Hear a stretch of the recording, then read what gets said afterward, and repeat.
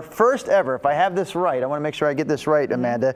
You are the first ever female in the state of Oregon to earn a black belt in Brazilian Jiu-Jitsu. Yes, sir. And you earned this black belt 3 years ago, but it wasn't a quick process.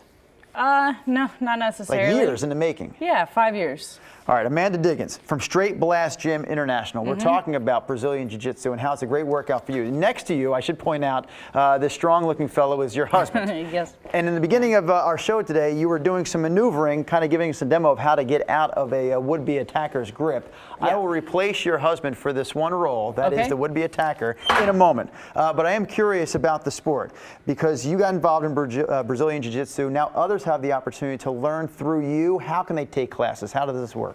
They can stop by to the gym located on 43rd and Sandy in the Hollywood district and come check out a class. Come try out a class. We'd love to have any and everyone. I don't want to over-dramatize the situation here, but I believe your words are, this has changed your life. Brazilian Jiu-Jitsu has changed your life. If that's true, how?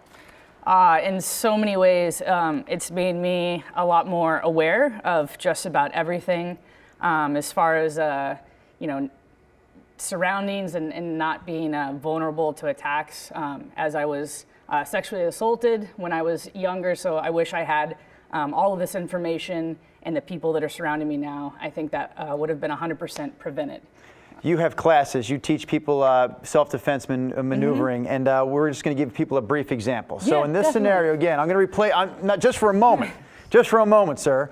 I'm going to replace you. So I come in here, and the easiest way, you grab someone by the arm, right? Definitely, yeah. If someone's trying to grab a 2-on-1, it's very important, first and foremost, you should never, ever, ever go with them, right? It doesn't matter if they have a gun, a knife. If they wanted to use it, they would have already used it. So you're saying if they say, come with me, they're pointing something, a weapon in your face, you're not going? Not going to do it. I'm going to make as much fuss, and I'm going to make it as difficult as possible to make sure that person either lets go or I'm able to get away. So again, if you're trying to drag me away, I'm making sure that I have a really solid base and stance.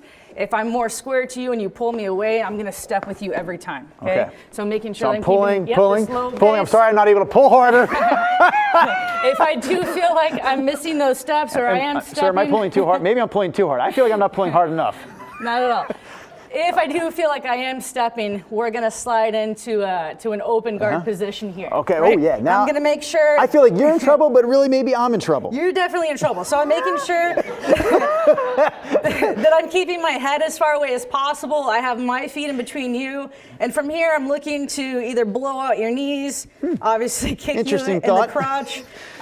When I do start kicking you, I would hope that you would let go, right? Because now your head is a lot closer to my foot here. Right. So if you'd like an up kick, I can definitely oblige here. The moment you talked about kicking me in the crotch, I decided I'm not letting go. I'm just going to hold on for dear life and see what happens. Well, we can see now, do you have, real quickly, do you have a maneuver for someone starts to tickle you in the belly? You got. Well, I'm not ticklish, so that won't work. So you're screwed in that department too. All right. So once I start applying kicks, starting pressure, you tend to let go. Yes. I'm making sure that I'm keeping both hands on my head because this, my head, my dome is super important. I still feel like this is in a dangerous area here. Definitely in a dangerous area. This could be trouble for me.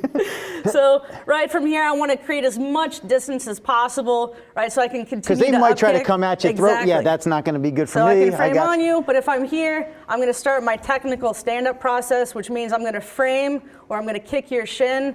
I'm going to make some space in between you and myself. I'm going to have diagonal contact with the mat. And it says, as if someone had a rope tied around my waist, I'm going to scoot all the way back. So as I stand up, I'm moving back. And I'm trying to run away. Right? So I'm not trying to engage. You're always trying to, I guess, kind of pull 3 or 4 moves off at once. It's not just about hurting him, it's hurt and get away. Hurt and move away. Yes, I want to inflict as much damage on that person that just tried to take me away as possible. Well, let's not go through that exercise again then. Let's just repeat where people can take your classes again one more time if you don't mind. Yeah, I teach and train at Straight Blast Gym in Portland, Oregon on 43rd and Sandy. I don't know how fitting this is, but we're going to transition from what you just demonstrated, where our next guest is actually going to talk about concussions. Perfect. A lesson in concussions, which you probably could have forced one on my head earlier if I let you. Yeah, beautiful thing about jiu-jitsu is that we're not punching each other in the face. All right, we'll have more coming up on Portland today right after this. Thank you.